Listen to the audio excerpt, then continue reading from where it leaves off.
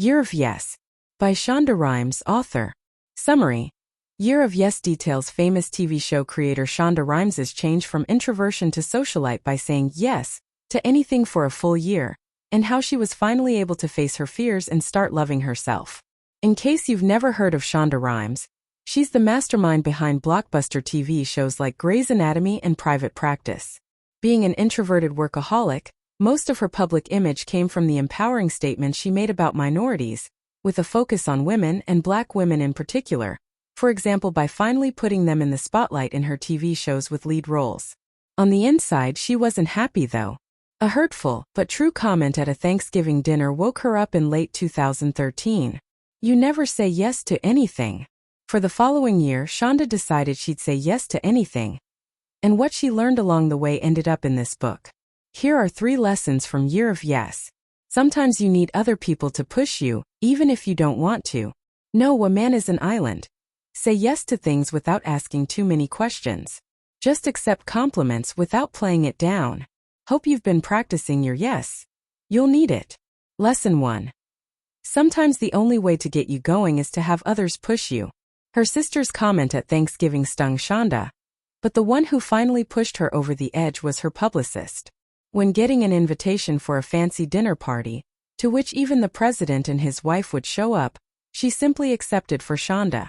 She made the painful realization afterwards that, without her publicist, she'd never have had an amazing night, because she herself surely would have declined the invitation.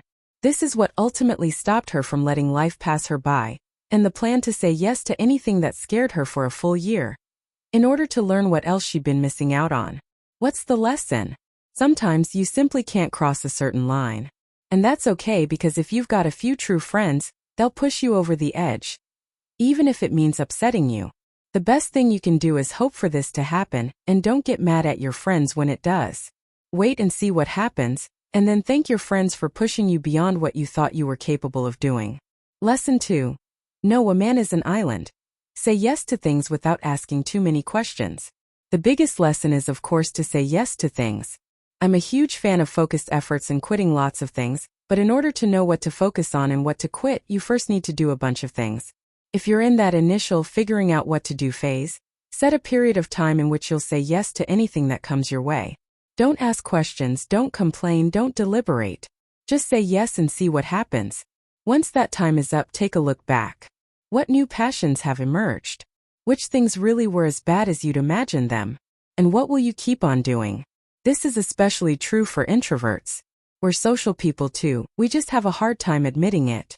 By running a Year of Yes experiment, you'll learn a lot more about how social you really are. It's probably more than you think. Lesson 3. Just accept compliments as you get them, instead of trying to be too humble. One valuable lesson Shonda learned about loving herself is to just accept compliments. Before, she would react with modesty and play it down every time someone complimented her. Now she realized that it's okay to take a bath in the sun sometimes. When Bill Clinton praised Shonda on the Ellen DeGeneres show, her assistant made a t-shirt for her saying, "Bill Clinton loves anything I do." She's usually really shy, but decided to embrace the compliment and wear the shirt all day long. If a compliment makes you happy, it's totally fine to just accept it and celebrate it with pride for a little while. Of course, you shouldn't become a show-off and beat on old accomplishments over and over again. But being able to accept compliments is an integral part of a strong self. It shows you that sometimes you come first and that if others already love yourself, so should you.